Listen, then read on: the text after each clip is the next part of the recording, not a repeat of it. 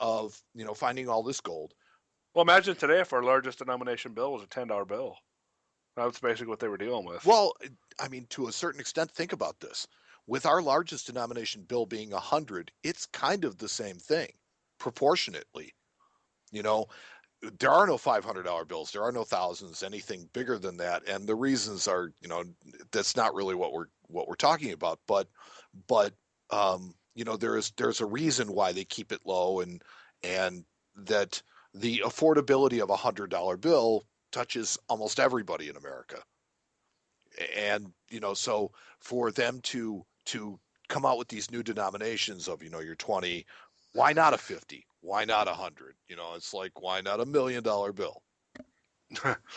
They have those. It's got Santa Claus on the front. Yeah. And they sell them every year. Statue of Liberty, right? Yeah. So I think that there's a little bit of everything in these series for people if they want to collect. I mean, if you're a type collector, okay, you can go about it one of two ways. You can get yourself, a nice common date, uh, coin out of virtually any one of these series, and put it in your collection for not too much money. Or since you're not going to put it together by date and mint mark, you might take the opportunity to try and find a rarer coin, or put a little bit more in that basket and go with a key date coin, or a really nice coin.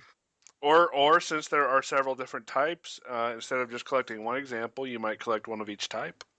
Right. For these series, I mean the $20 gold piece has 3 different types. The $10 gold piece, I believe, has 2 different types. The 5, I was thinking it didn't have any, but it might have a couple of different changes. Well, I was looking at a 1901 S $10 gold the other day. And I was amazed that as late as 1901, they still did not spell out the entire denomination. It was still just 10D. 10D, yeah. That was mostly a space issue Yes. on those No, because I smaller mean the gold coins are coins. relatively small, but Mm-hmm. but it's like it took them until the 1870s before they even spelled out the denomination on the larger $20 coin. Mm-hmm. Yeah. Yep. So that's another way you can collect them by type is, actually the different slight design changes that they went through. Sure. The $1 gold piece, they had 3 different types, only one of which I really consider to be a Liberty, which is the Type Yeah, I 1. was going to say, aren't the other two technically They're kind Indian of heads? Indian princess, that's what they Yeah, I call mean, them. see, I would not look at that design and say Indian. I No, would, but that's but what that's they what they call them. call But yeah, to me, technically, really, only the Type 1 would be considered a Liberty Gold. Um, but collect however you want. This is your collection. You can do it however you them. want. That's the greatest thing about this hobby is you do it Yep. whatever way you want. So, if you were to focus on any of these, is there a particular one that kind of grabs your fancy?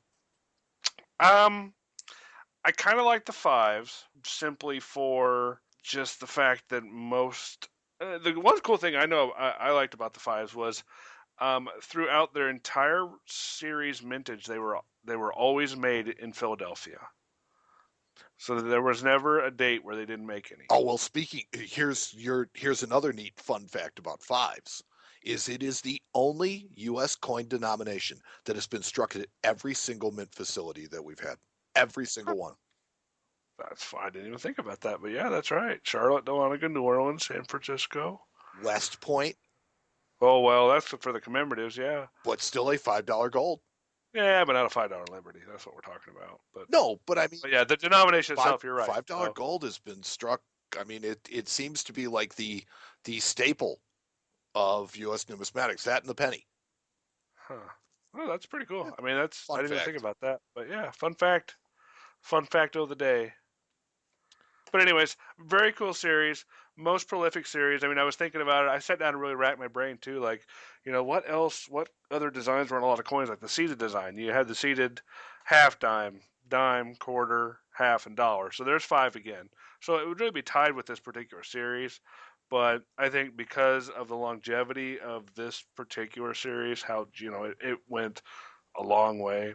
I think it kind of trumps the seated series as well. But just me. Well, I mean to interject my opinion, which God knows I'm always doing. Um, I'm not a big fan of the seated coins. They're okay. They're I mean, they okay, are for what they are. right? But the design is kind of lackluster in that it's more function than anything else. Whereas I find some real beauty in these gold coins. I do too.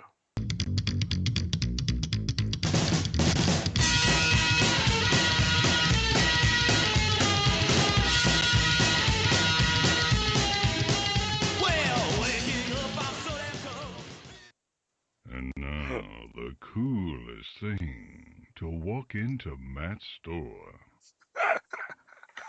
I love it. Uh, That's so amazing. is we love our listeners. You know, here's a guy that just out of nowhere. I was soliciting It's stuff got for our the 100th Kim at anniversary. Matumbo voice. Well, it's like I was soliciting submissions for our 100th show, and here comes this guy, and it's like the voice is his pipes are fantastic, Yep. and it's and so it's like we feature it and we use it a couple of times, and he really listens to the show, and he just sends me an email the other day. Here's a couple more. Use these. It's like, That's and amazing. I just knew that you'd love it. I do love it. I do love it a lot. So Matt, Yes, sir. now it is time for the coolest thing to walk into the shop this week. No, but I saw something else that walked into your shop this week, but that's not what we're talking about. No, that's not it. This particular piece is actually one of the coolest things I've ever bought. Wow. Not simply because it is necessarily really super unique or anything like that, but just simply from an historical nature. The piece I bought is really cool. If you will take a second to navigate to coinshowradio.com. Okay, so all listeners, please Yep, report take to a second if you can. coinshowradio.com. All If you can do listeners, it. please report coinshowradio.com. Top right, you will see what walked in Matt's gallery.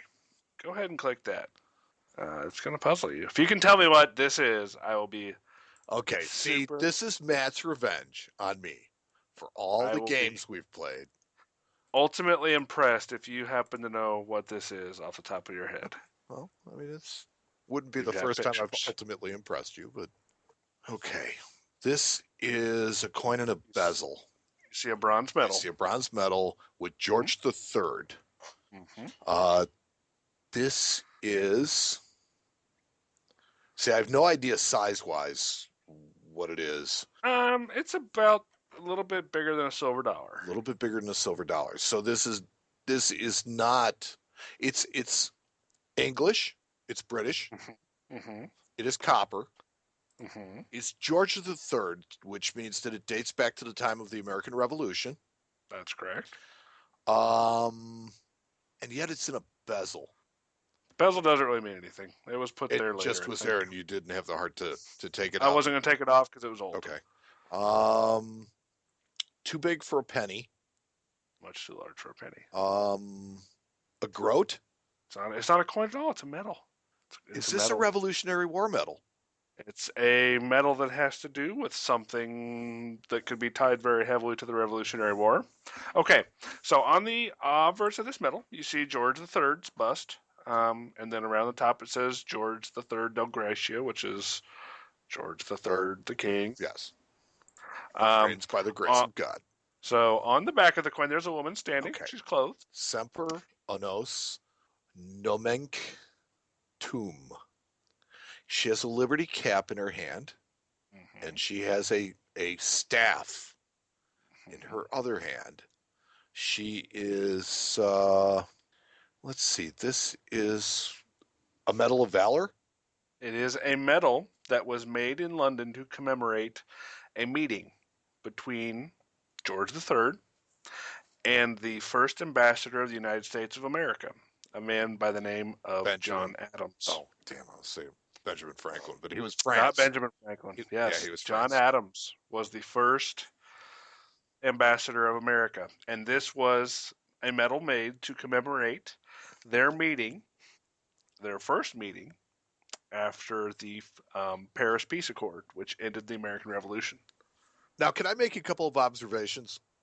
Yes, you may. At this time, okay, this is shortly before the this is shortly before our constitutional government. So this is during the Articles of Confederation period. This is this medal. They date it to 1785.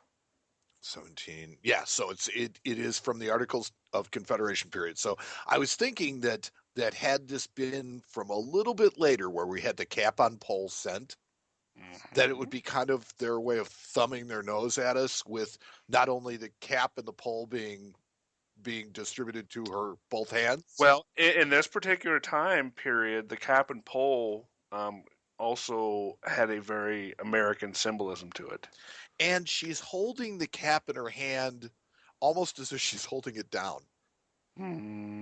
That's very true. Yeah, it sure looks to be. Interesting. I mean, you want to victimize yourself and look at it that way.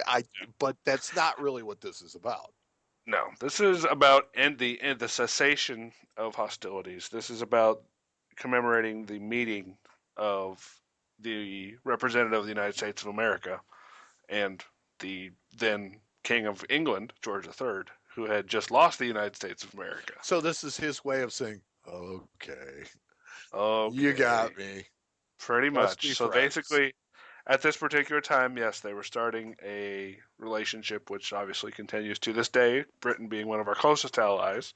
Now, you said it's a little bit bigger than the silver dollar, so I mean, was this, because we saw the peace medals that Lewis and Clark took out. Those are huge. Yes, this is much smaller than that. Like I said, about the size of a silver dollar. And technically, it really kind of is a peace medal. I mean, it's kind of what they consider it to be. Yeah, it was a token of their new friendship. Yeah. And does this have a provenance? No, unfortunately, it doesn't. Oh, that would be really cool. It would be really cool. I would greatly enjoy it. But no, it just came to me. I wasn't even quite sure what it was when I first looked at it, because if you didn't look at the symbolism and really try to decipher it very Indiana Jones type style, you wouldn't get it figured out. No, you're absolutely right. I just really had no clue what this was all about, and very cool. Yep. So if you look at the bottom, you'll see the olive branch and the laurel. Mm-hmm. Another symbol of the United States again. The Liberty cap and the pole, and went on to be used in American coinage later. But yeah, so. very much American symbols on one side, and then of course His Majesty on the other. In his well, I mean, it was very common for them to be depicted with laurel wreaths on their head, like the I want to say Caesars, but that's kind of where it goes back to. Sure. And he's got armor on. Yep. So anyways, I thought this was a really neat piece, especially after you kind of start to understand what symbolism is staring you in the face, even though at first it's really just looks like a British medal. I thought the history behind it was really cool. So it was actually made in London. So it was made by people that supported us coming together rather than the war. So sure. So this just kind of happened in. Kind of walked in a pile of stuff. And it was just offered as part of a lot. Mm-hmm. And since I understand that you take the bezel off of this, it's very possible that the area underneath that is damaged, so you're likely to leave it pretty much. Plus that bezel, I believe that bezel is very old. I mean, just the way it's made, the way it's worn. I believe it's period or shortly thereafter was added. So it actually, at this point, to me, has become part of the Now, what's the bezel made out of? It's silver. It's probably 800 silver. Because it's clearly, a different material than the coin itself. Yeah, the coin is bronze, but the bezel is definitely silver. And appears to be in really, really nice condition. I mean, it's not bad. I mean, for what it is, it's got a few nicks and marks, but it's a big medal, and boy, is it cool. And so what are the plans for this in the realm of Lost Dutchman rare coins? Well, everything is for sale, of course. I mean, you should know this. Everything but your kids. Well, that's true. And if you ask me nice enough, maybe them. But but no. In seriousness, everything is for sale. This guy is for sale. Value wise on this guy, the last one that sold at auction brought about $1,500. Really? Yep.